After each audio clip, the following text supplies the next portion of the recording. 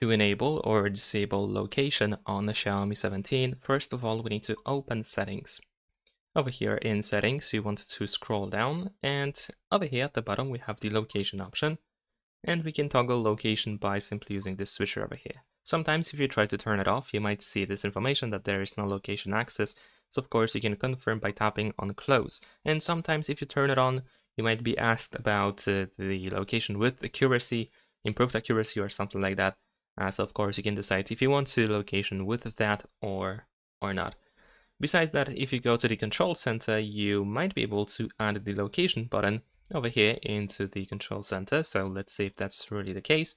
And yeah, there we go. Over here we have the location services, so I can easily add it to the control center, and I can toggle location from the control center. And there we go. This is the menu that I talked about. Turn on location with location accuracy. So you can of course turn it on if you want to.